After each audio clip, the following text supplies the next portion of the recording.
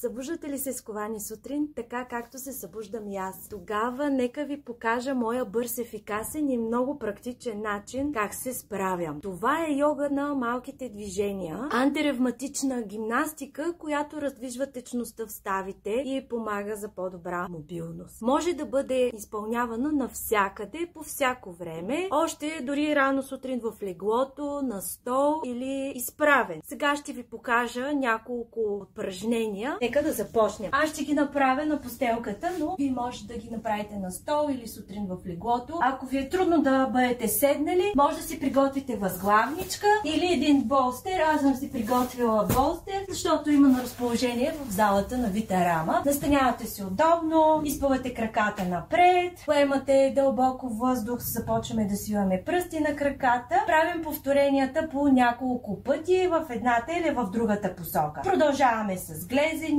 въртим 3 пъти в едната посока, 3 пъти в другата посока. След това с колена предърпваме коляно, напред-назад, правим 3 кръга и в другата посока. Продължаваме с следващия крак, напред-назад, 3 пъти и в другата посока. Отпускаме кръка, чудесно, продължаваме с тазобедрена става, придърпваме кръчето, слагаме пръсти върху коляното, изпъваме показалеца и започваме да въртим хубави кръгчета в едната и в другата посока. След това сменяме и с другото коляно. Също правим 3 кръга в едната и в другата посока. Изпъваме крака. Ако имаме схващане или болка, разтърсваме хубаво. Продължаваме с следващото движение. Това е малко ходене напред-назад по постелката, като се стремим с седалището да стъпваме и се връщаме в изходна позиция. След това разтваряме крака, сплитаме пръсти и започваме напред и назад, напред и назад.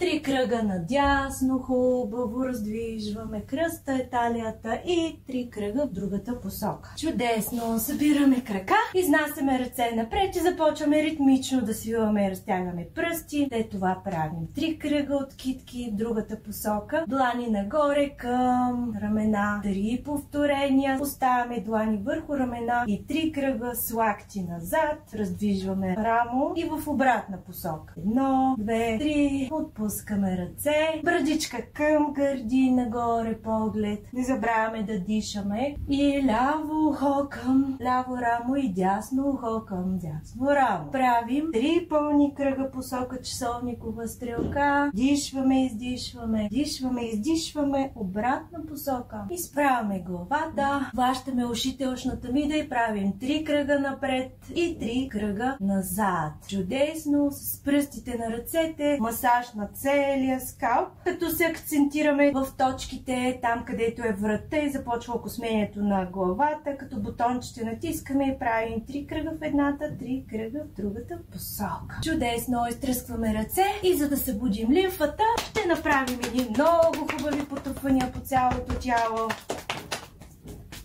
И с това завършихме нашия бърз сутрешен комплекс. Благодаря ви за допълнително и още повече видеа. Последвайте ни в линка.